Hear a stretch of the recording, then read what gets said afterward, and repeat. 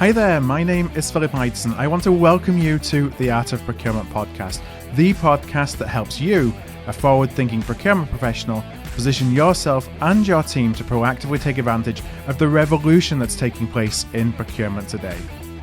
By interviewing industry trailblazers and sharing insights from our own experiences, my team and I pull back the curtain and shine a light on the strategies, tactics, and tools that procurement teams are using to elevate their impact. And in today's show, I welcome Rajesh Kalidindi. Rajesh is the founder and CEO of LevaData, a company that helps high-tech manufacturers optimize their direct material spend, manage supply chain risk, and accelerate the product development process. Rajesh and I have known each other since the early days of Art of Procurement, and so after catching up with him at the recent Gartner conference here in Orlando, I invited Rajesh to join me on the show to discuss all things direct procurement. It's an area of procurement that we don't cover enough here at Art of Procurement, but it's close to my heart, as it is where I started my procurement journey. Well, we discussed a range of topics, including the current state of the chip crisis and the importance of balancing making long-term contractual commitments right now in a market where pricing is likely going to decrease as more supply comes on board. We also talked about how manufacturers should be thinking about getting visibility into the tiers of their supply chain and tips on how to create stronger, more collaborative relationships with engineering during the product development process. I really enjoyed my conversation with Rajesh. It certainly took me back to my days in direct procurement, so I hope you enjoy the conversation too. So with that said, let's go into the show where I asked Rajesh if he found procurement or if procurement found him. Great question, Phil. I think it's maybe we both found each other. Mm-hmm. And just to give you a sense, my first job was in business development, and I had the opportunity to work in Hong Kong for several years and spent a lot of time in China, which, as we know, has a big part in the supply chain world. And when I started working in Silicon Valley, my first job was actually at a company called Palm, which you may remember. I remember Palms. And it was in procurement very specifically. And I'd never done procurement, but I realized I had the knack for it quite a bit, coming from from working with suppliers as well as customers. That here's an opportunity where those were the boom days where you've had electronics products flying off the shelves. You had this PDAs and phones, etc. And I had the opportunity to actually get in and assess how we can help assurance of supply as well as managing cost. And so it was pretty exciting times. And so I got started there, and through my journey, also happened to work with a company named Cisco Systems, which is, as many of you know, a pretty large corporation with some of the brightest minds in supply chain and procurement out there, and had the opportunity to work with some of the sharpest people there, and also have a significant impact with the organization, managing a multi-billion-dollar portfolio in spend. And along that journey, I also worked in the new product introduction space, working with engineering folks and sourcing and ensuring that we chose the right supplier, right part, and trying to optimize for cost and risk during the design process. So as I went through that journey, I felt that I was really built for this space, and I enjoyed and thrived in it and learned a lot coming out of it. And I have now the opportunity to also help in some of the thought leadership elements around it and helping move the needle as this function evolves into a really essential capability that enterprises need for driving success. I'm really looking forward to our conversation today because I came out of a similar background, albeit in automotive, which was in the direct procurement space, and then in what we would have as program buying, all the new product implementation as well. So probably a lot of shared pains, but also it's one of those times in my career that was probably the most fun, because there's nothing like kind of seeing the results of what you're working on driving around, the streets or in somebody's hand, for devices and things. I think there's a real thrill that you don't necessarily get with the indirect procurement side of things. I share that for sure. Now, you talked about at Cisco, you were managing essentially a multi-billion-dollar portfolio. What about your experience doing that, and also at Palm, kind of compelled you to actually leave that corporate career and start a company? One of the things that was very evident from my first day on the job was the lack of good information that would allow you to essentially do the job in a rapid pace. So, most procurement organizations, even to date, rely quite a bit on subject matter expertise, relationship management, obviously the business acumen, and so on. But when it comes to information, it's still pretty analog. So there's a lot of Excel and information in disparate systems, offline as well as online, that needs to be pulled together to essentially make decisions. And throughout the dozen or so years that I spent in supply chain and procurement in direct materials, it came up again and again that every time I spend the time and effort with my team in pulling that information, collating it, which was painful, but the result was tangible and significantly more impactful than doing it without a data-driven strategy. Yeah. And so it came to a head about the last year or so that I was at Cisco in a specific project where our team essentially was trying to help a business unit in terms of driving gross margin improvement through cost savings. And the way we did that is move from the traditional way of how you negotiate to a completely data-driven play, where we gathered information not just from the different systems and spreadsheets within the company, but also brought in a lot of external data and connected the dots and then turned it into insights, into negotiation strategies, and then executed it together to perfection. And essentially, we had a home run with the best set of savings record for that specific portfolio. And that's what, when I reflected back on all the times I had that information, and even if the company you were working for had massive leverage in the market, had the best, sharpest people out there with expertise in this area, or you had, millions of dollars in internal tools, you still left money on the table or exposed yourself to risk just because you were relying quite a bit on internal information to make decisions, which is fragmented. Secondly, you were not moving at speed in terms of getting the insight and taking the action across hundreds and thousands of parts and suppliers, and not able to get to that time to value fast enough.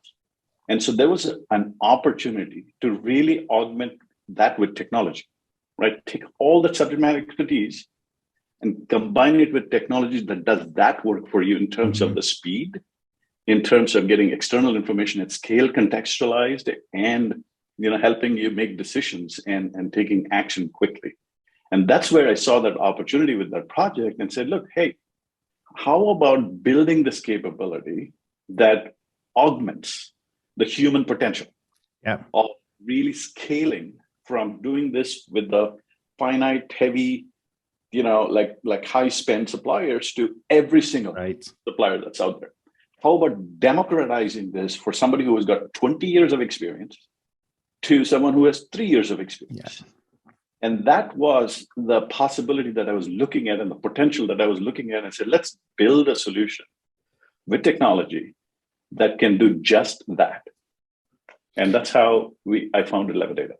It's really interesting when you talk about scale. So I've got a little bit of background as well. I used to live in Chennai, running a captive shared service center, and we would do exactly that. This is back, 2007, 2008 timeframe, when we were gathering all this data from cost breakdowns and then trying to synthesize that to then provide insights back to the category buyers to then go into the market and negotiate.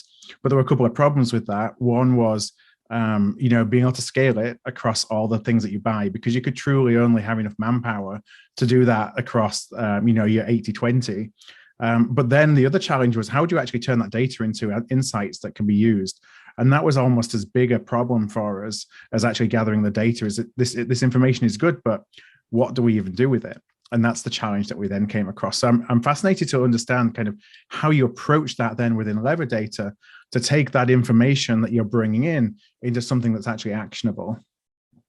Yeah, if you think about that very specifically, there's a lot of information at the foundational level. When procurement teams want to make decisions, there's internal data, which is their bills of materials, how much they spend, in terms of demand, etc. What do they buy? Which parts, which suppliers, etc. Right?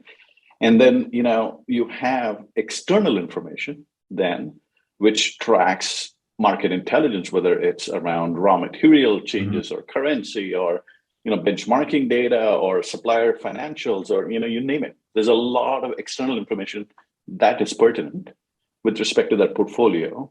Then you have information coming from suppliers directly as well, which is important because they're your network, your suppliers, and they're providing up-to-date information.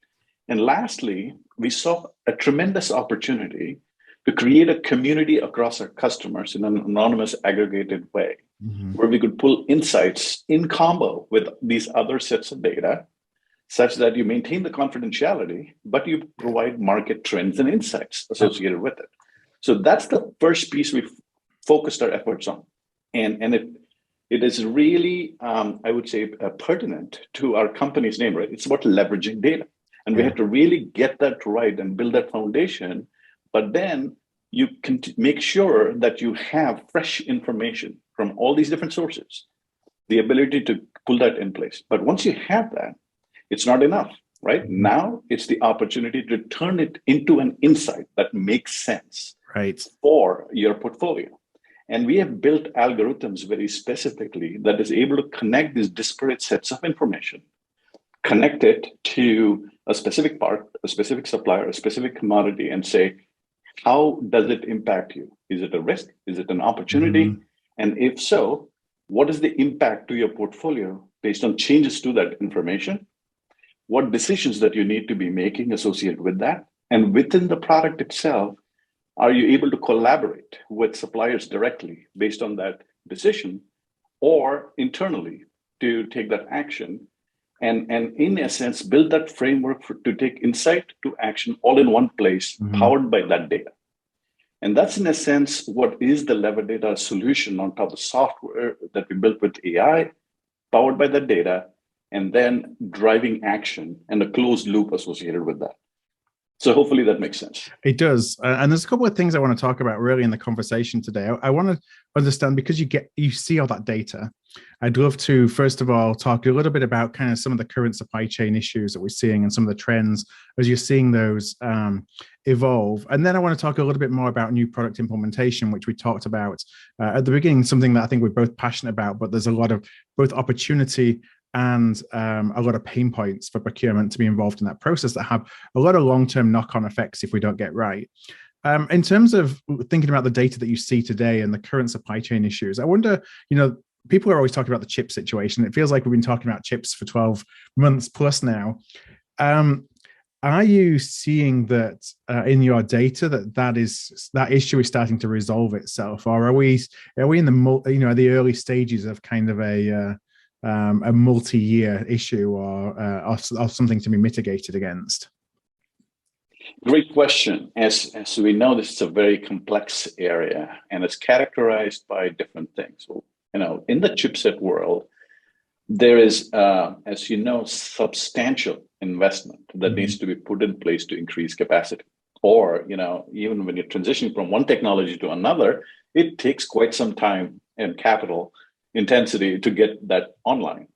And so when we had this pandemic effect and we had this spike in demand and you had both the shutdowns, but also not meeting even the baseline demand in play, you had a lot of companies starting to look at investing capital, but that takes time.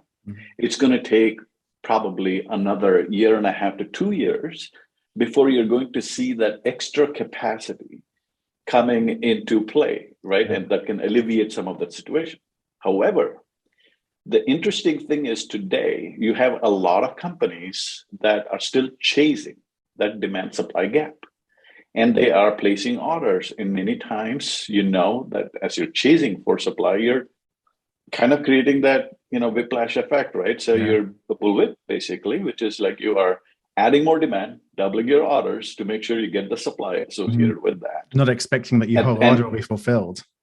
Exactly. But what you're faced with right now is, even though in the short term you go and scramble and try to get that supply gap mitigated, you're beginning to see in certain sectors inventory buildup starting to happen. And we all know what the macroeconomic environment is right now, or where we're headed, whether it's a matter of dispute whether we're right now in recession already or it's going to be in a few quarters, etc. But we know that there is a storm coming, if not here already.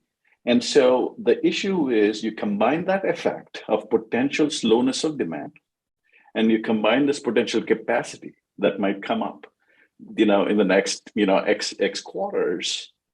And then, everybody chasing the current demand associated with that and the gap there.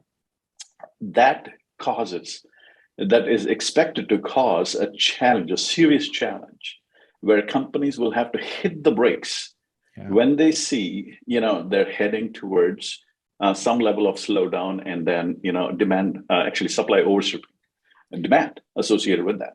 So one of the things that we have seen some of our best-in-class customers is starting to, test the brakes, right? Starting to check, look, do we want to look at a plan B? Do we want to slow down, start simulating, what should we do? What's the minimum level of buying that we should do, or spreading the risk associated with that? I think that's some of the early indicators that we are seeing as a business. And as you know, in like most things, there's a herd mentality where everyone's pushing to, just get the supply. But then it's really important to kind of step back and say, look, based on what indicators that I'm looking at, should I start planning to slow down some of that purchasing and take some risk mitigation associated with that? Yeah, because then you're looking at a glut of supply, which is really interesting. Something I'm really interested in following is, as we go from a supply and demand imbalance on one side, it actually flips to the other side. So we've got inflationary pressure of not enough supply right now, but is that quickly going to be replaced by a deflationary environment because you've got too much supply? And then what does that do in terms of, should we be putting in place long-term contracts and locking in supply, because then we feel good about ourselves from a risk perspective? But we may then be holding the bag in 2 years' time, when we're paying double what the market is as a result of doing so. Exactly. And case in point, we all know there's many corporations who have signed up for 2+ year contracts at this point in time. And so I think trying to get out of those, or trying to reduce some of that commitment, is a good idea to evaluate and to reassess. And I think this is also highlighting quite a bit on the need for being very agile in your response. So, even though you see it, the engine and all the commitments that have been made takes a certain period of time for a large organization to hit the brakes.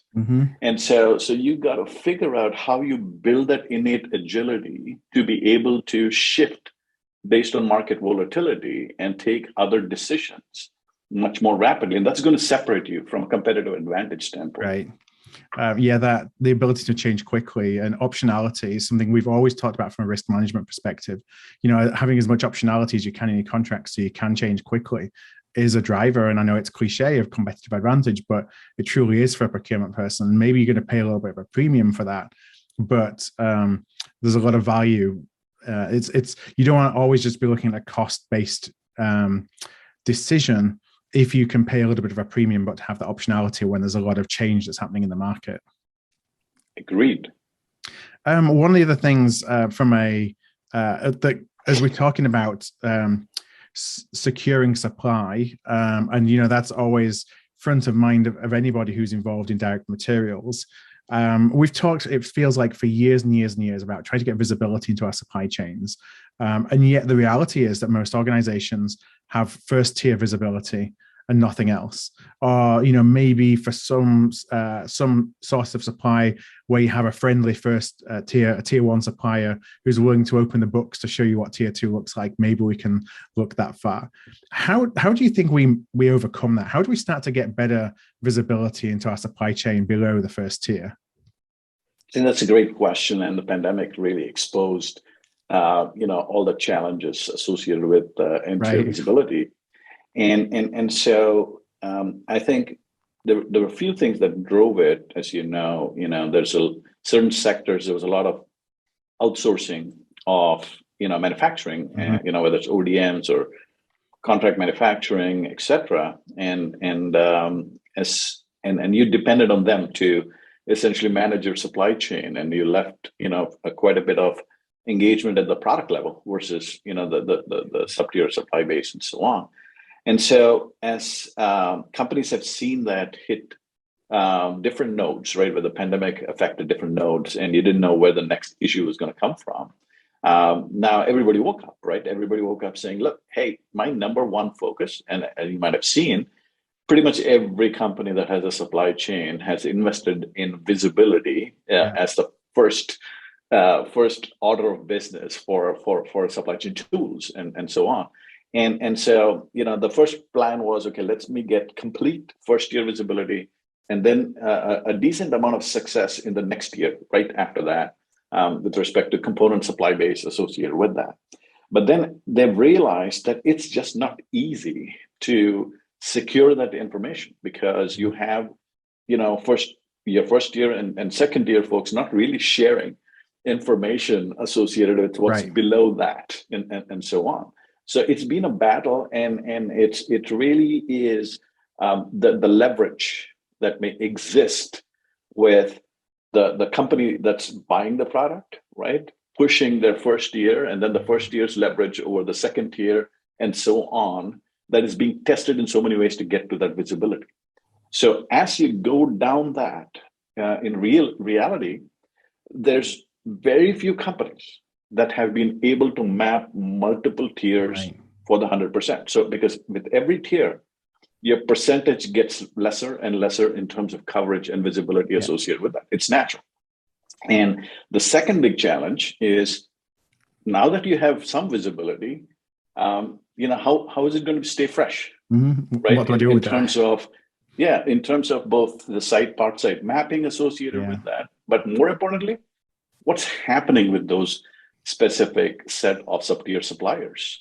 What information has changed? Is it a financial issue or a geopolitical issue or so on? And how is that kept fresh is going to be a challenge to kind of monitor, and forget doing that the old-fashioned way with respect to throwing people at it, right? Because, imagine you're not even able to keep up with your existing first-tier supply base in touching every one of them, all the time. You're focusing on your top spend suppliers.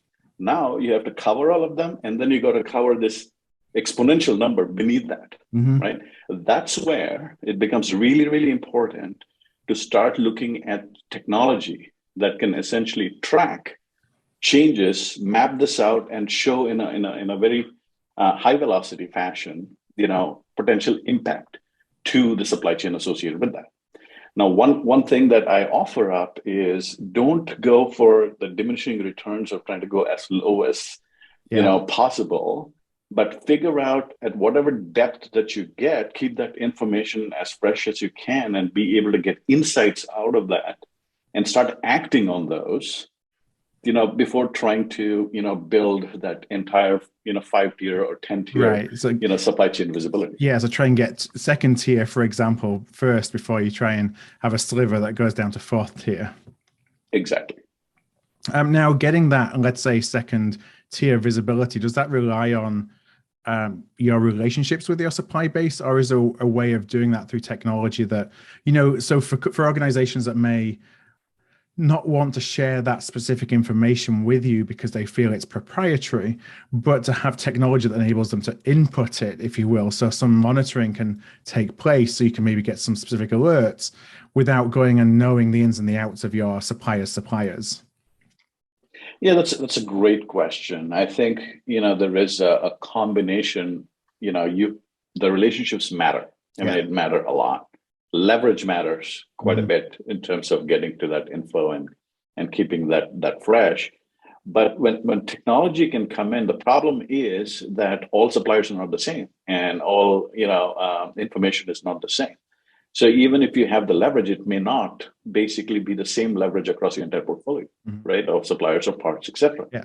So that's where you got to figure out how to augment it, either from a community-based approach or through a technology play, where you're gathering information, from different sources and connecting the dots and triangulating.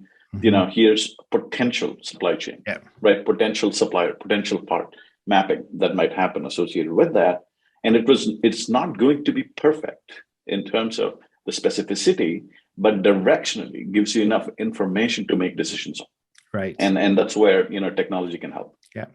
I feel like there's got to be some opportunity here for, a company that can give, that doesn't give the visibility of who the suppliers are to the ultimate client, the manufacturer, but that is actually managing it behind the scenes. So everyone's kind of comfortable that you're not giving up your secrets, but you're still monitoring it so you can bring up, areas of concern and everyone can kind of talk about them. So it feels like that's probably the way that it will end up going. Then, like you say, everyone having N4 or 5 visibility into their entire supply chain. But it's such a blind spot for a lot of procurement organizations and supply chain organizations is not being able to see that data.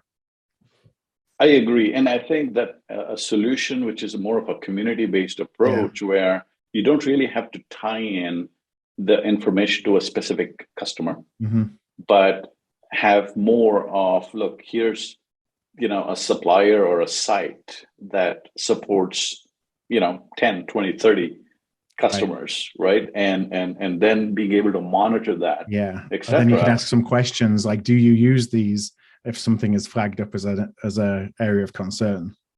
Exactly. Now, I talked at the beginning of the show about new product introductions and implementations, and the big issue, opportunity and challenge that can be for procurement teams.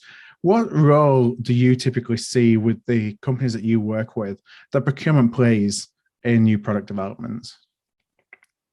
I think that's a great question. And it's also a passion for me because I really feel this is what separates proactive, supply chains versus reactive supply chains. And so if the pandemic, again, really exposed all the design issues, right? Especially the design for supply chain issues, that came into play. You were either too concentrated in a region or you were single source versus having certain ability to multiple source for that category or commodity group, etc. And then a lot of the companies had to go pull their engineers off of new product development and say, help me get another source or another site qualified so I can go ahead and get revenue, back on track. And so there's much more of an appreciation for making better upstream decisions during the design phase, in influencing the part and supplier choice collaboratively with engineering so that you don't have to pick up the pieces during the sustaining phase in production, etc. And so historically, if you think about the challenge in this space, right, and helping making those decisions, what I've seen when I did this for a living as well, which applies quite a bit, is that you have a small team in procurement, oftentimes outnumbered 10x or 100x in the number of engineers that they need to support. Now, imagine you compound that level of influence that you want to put across so many people with your Excel or with your set of meetings that you put in place, and then you compound that with number of bills of materials that are coming up with new revs, and the number of products associated with that. And then you compound that further with the number of parts and suppliers that you have to deal with for that, set of design cycle. Now, I don't know how on earth that small team can actually flex and manage all of this at the right speed and the right coverage level. The net result is, and guess what, by the way, before I get there, They do that with Excel and the old-fashioned way of setting up meetings and having those conversations. Been there and done that. You're speaking exactly, right? So you got a PLM Yeah. essentially that takes certain part of it, right? Brings some structure to certain part of it, especially the engineering side, in terms of making that the system of record and so on. But it really falls off or falls short of engaging with suppliers, making sourcing decisions, and collaborating accordingly. So the opportunity here is for procurement to really figure out on a scalable way, being able to influence and collaborate with engineering on picking that right part, the right supplier, making the right decision from a design for supply chain standpoint upfront, but doing that at speed, doing that at scale. Yeah. And that's where getting technology in place, where you're able to, kind of put a set of rules and information, etc., that allows engineers to look at that and make some of those calls during the design phase. And then you deal with exceptions. Yeah. Rather than trying to hit every single part and supplier and so on. That drives scale. And so today there's a massive opportunity to fill that void with technology that works well with PLM and can drive that those set of decisions at scale. Yeah, my experience was that engineering as well and procurement, there was a kind of mixed or differentiated objectives. So it'd come through sales. Sales would sell something. They would sell something when they'd have cost targets based into the margins they wanted to achieve based on what the selling price was. But they would then push that down to engineering. Engineering would build the bill of material.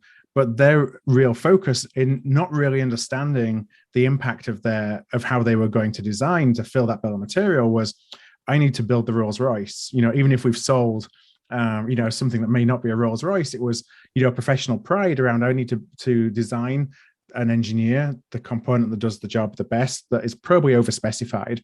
But because there's not that insight into, okay, what's that really going to cost? And then how is that going to play into what did we sell it at? And then it comes to procurement to have to try and fill the gap, which is always too late. Because at that point it's designed in, you've probably been working with a specific supplier during the design phase. You've got no leverage and you've got input costs that are higher than what, is in the bill of material. So by then being able to actually make that information visible to engineering, I feel plays a big role, because they're not doing that deliberately. They're just doing it because they're blind to the designing to cost, for example. And the more you can put that in front of them, then they can make decisions along the way as they're going through that design process, which helps you do that at speed and at scale that you talked about. And Phil, you hit it on the head, right? And it's a classic case of tail wagging the dog. And we've seen time and time again that play out. And by providing, as you said, by providing that information upfront that allows you to make those decisions during design is the answer. And I think right now there is no real solution that's out there solving it across all the industries. And I think a lot of the lessons that supply chain organizations have learned over the last couple of years, that I'm hoping parlays into serious investments in that specific area to be much more proactive in their business. Yeah, because these are decisions that you make that are then,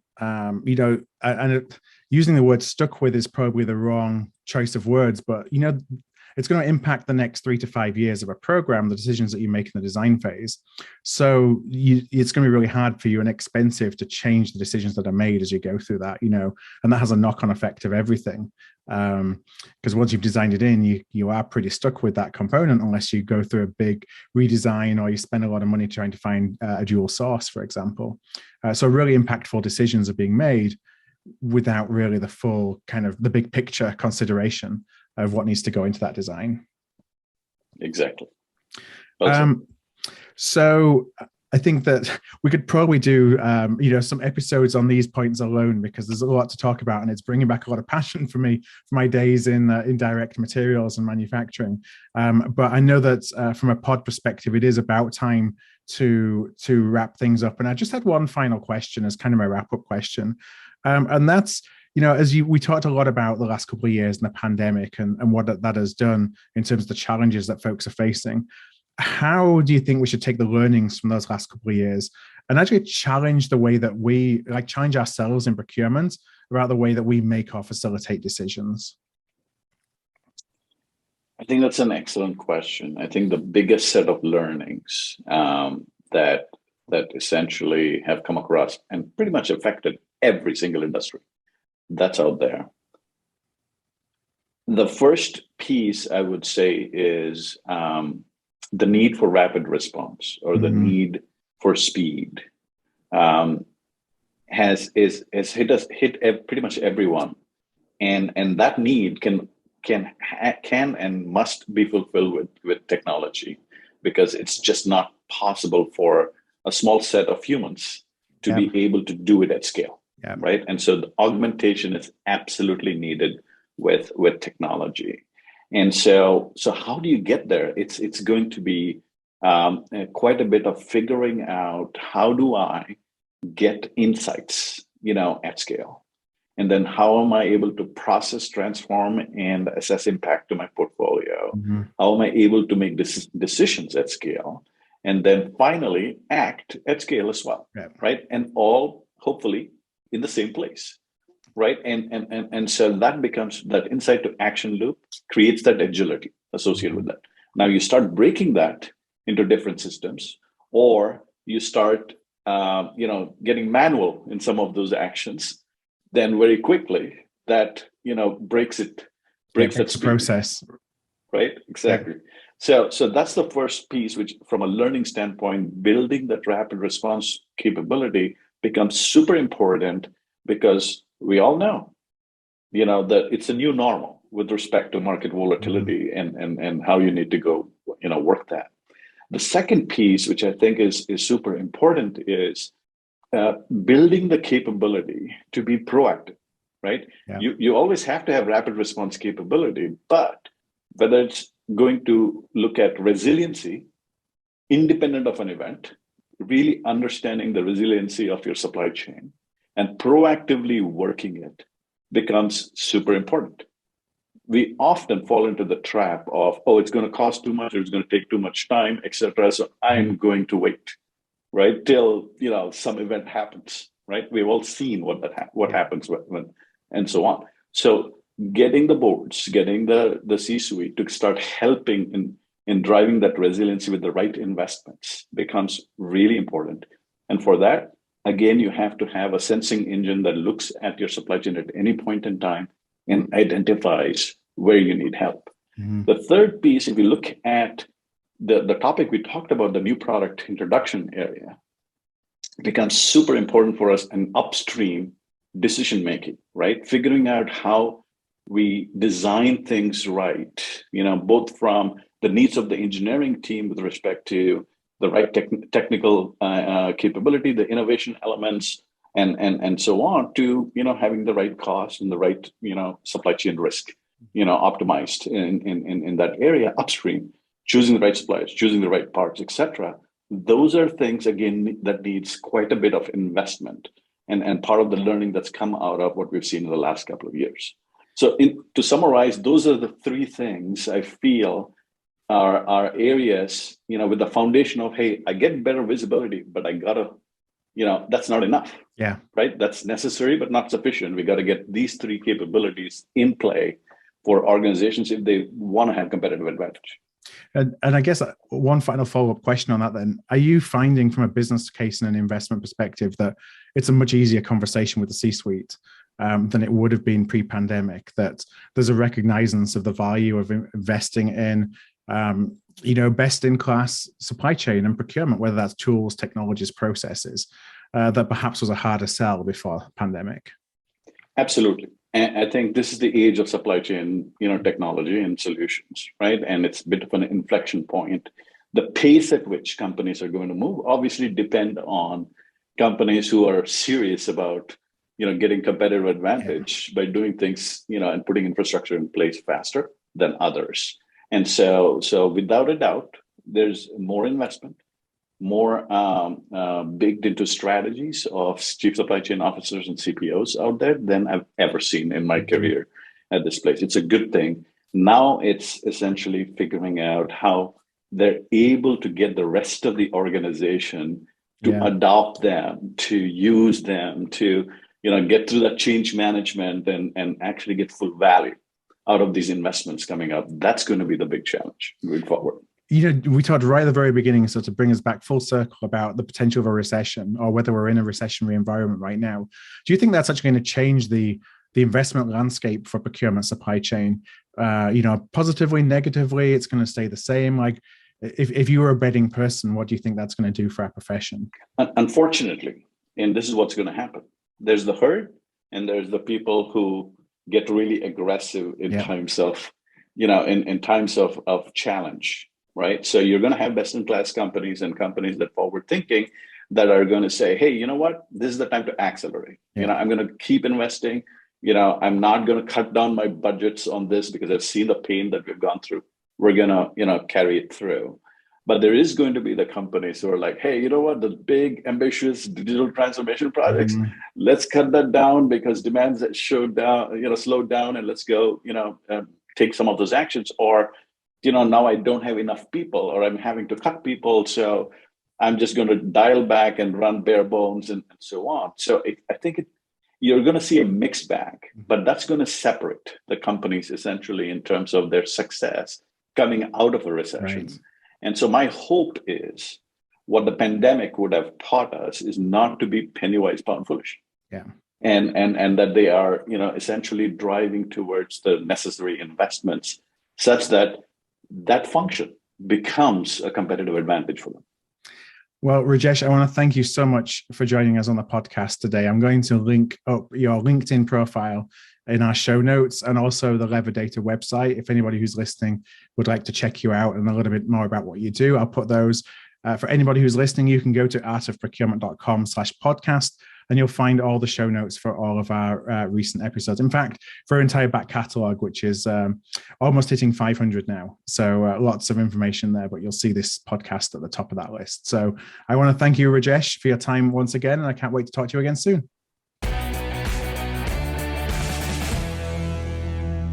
If this episode struck a chord with you, please do send it to somebody.